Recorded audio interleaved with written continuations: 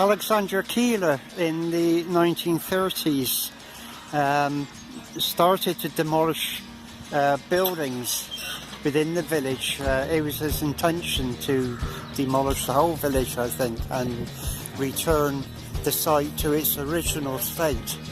But this was the 1930s, and of course with the outbreak of war in 1939, everything came to a halt.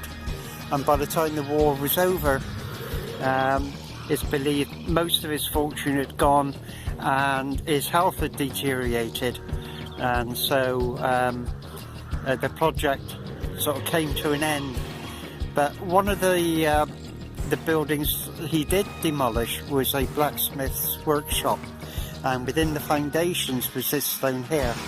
And this is where we finished part 2, was looking at this stone, and we noted how sorry for itself it looked, and that's simply why the stone had been toppled, broken up and used as foundations for this workshop.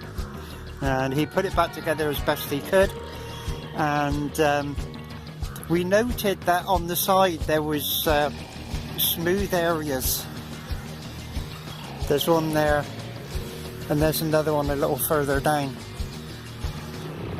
And we talked about how that was caused by the polishing of axes, the sharpening of axes, and how that polishing would have taken place prior to the stone being erected here about 5,000 years ago, because nobody would want to lift up an axe to polish it high off the ground. You'd use a stone that was laying flat. And we also took a look at the remains of the chisel.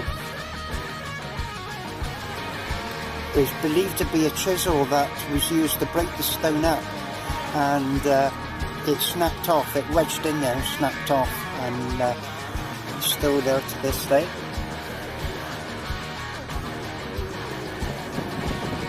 I've mentioned quite a bit about the stones being toppled and broken up, so maybe it's a good time to talk a little about why and how that happened. And some of the stones were for use as buildings, others were, or the vast majority were destroyed. The intention was to destroy the site on religious grounds, and to get to bury, if you like, the old pagan ways once and for all, and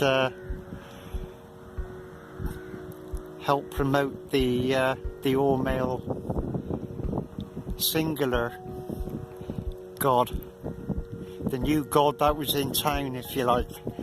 And the way they set about doing that was they would build a trench approximately the size of the stone, well obviously a little bit bigger than the size of the stone they were about to topple, and they would place hay, wood or straw wood into the trench, and then they would undermine the stone until the stone toppled into the trench, a bit like felling a tree perhaps. You would have to, the intention was that the stone would topple into the trench, and then once they had the stone laying in the trench with the wood, etc., they would set a light to it and heat the stone up, and then cool it rapidly with water, and whilst it was in the brittle state, they would attack it with sledges, etc., chisels, and break the stone up. That was the only way they could do it, because these stones are very, very hard. I've heard them described as being next to granite. It's a very, very hard stone. It would have been extremely hard work. It was no light project. And then what they would do is infill the trench so the stone was buried. In some cases, I say, they weren't broken up every time. Sometimes Alexander Keeler discovered he would discover a stone which was still whole and simply had to reinstate it in its original socket, and other times the stone would have to be put back together, a bit like doing a jigsaw puzzle. And many of the stones, it's possible to find pins through the stones, and you can see where the different pieces have been put back together.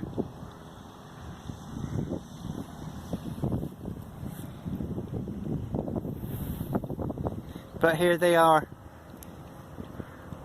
4,500, 5,000 years later, and the site is still in working order. It still works today.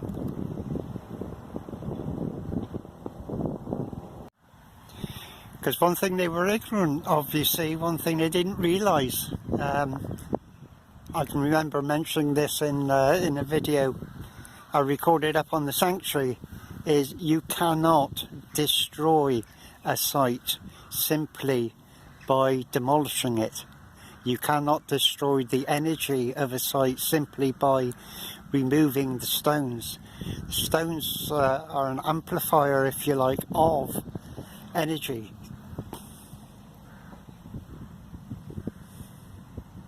We could be stood here now looking simply at fields and the village, and the energy would still be here.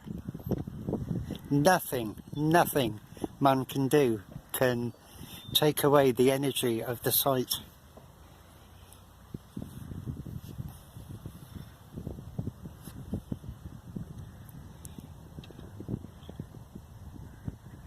Just wanted to show you these. I was just looking at the holes, the root holes in this tree, and there's several ladybirds.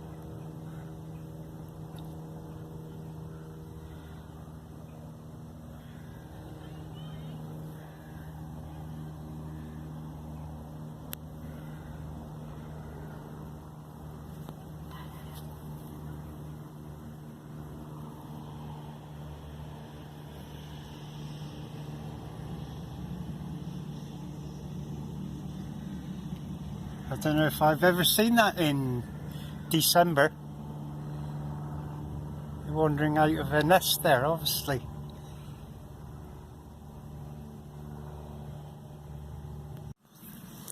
We're going to make our way now over to the northern sections of the circles.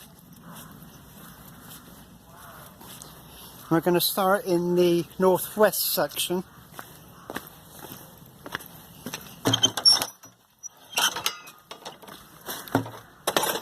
We will be covering the village at a later date. Probably in the next episode we'll take a look around the village, including the church. Very interesting village and church.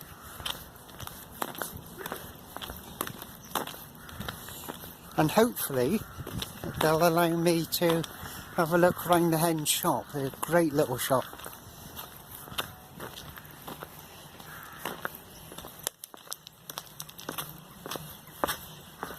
There's a museum here which is named after Alexander Keeler.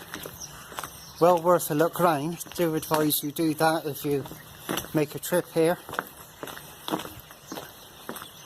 So around about here would have been the western entrance, which, like the southern entrance, had the West Kennet Avenue. So the western entrance had another avenue of stones which led to Beckhampton Longborough. I've just had to chuckle to myself again, actually, because when I first became interested in places such as Avebury, in ancient sites generally, I felt almost outraged that a village would be built right inside a Neolithic stone circle. It's like horrifying, but the village actually is a very important part of the circle today.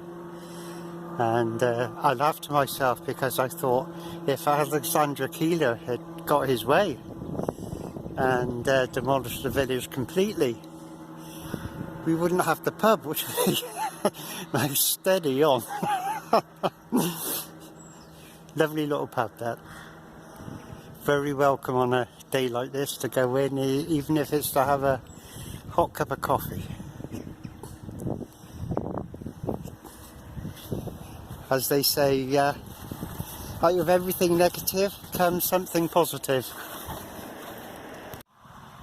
So we're in the northwestern section now. That's where we would have walked in. Over there had the first gate had been opened. See, they got this end corner completely fenced off, open only to sheep. Bless them.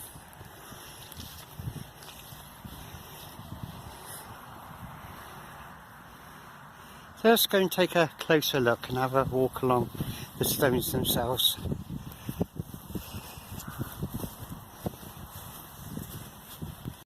I love looking at sarsen stones with the sunlight reflecting on them. You can literally see, I don't know if it will come out in the film, but I can literally see the grains, the sand sparkling, reflecting the sunlight back like thousands of little diamonds. Wonderful.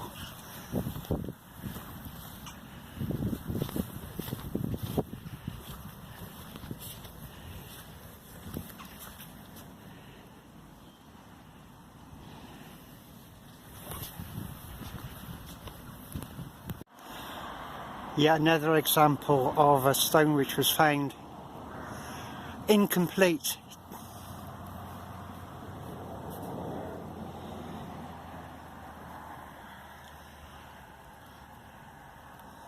He recovered what he could of it and reinstated it in its original socket, but there are parts of it missing. Let's take a look at this henge, because if you notice, this section of the henge is in very good condition compared to the rest. Most of the henge on this site is a bit lower, and you can see where it's worn quite a bit. Alexander Keeler restored this section of the henge, rebuilt it, which is why it's in such good condition, and his intention again would have been to have carried on and repaired other sections as well. The ditch, of course, was much deeper originally, as one would expect. It's filled in over the years.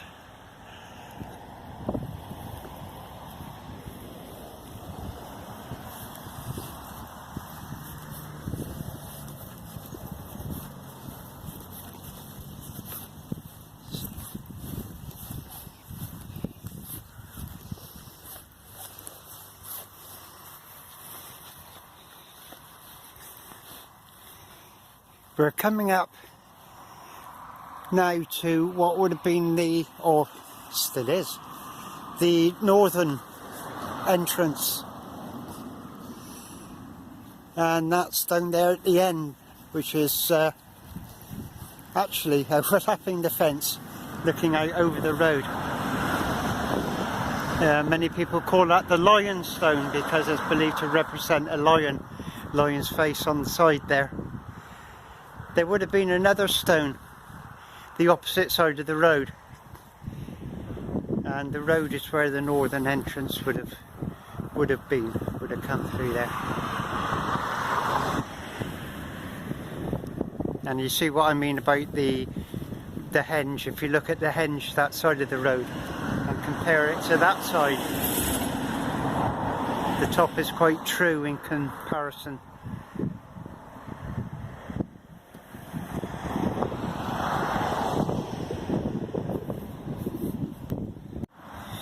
So that completes episode 3.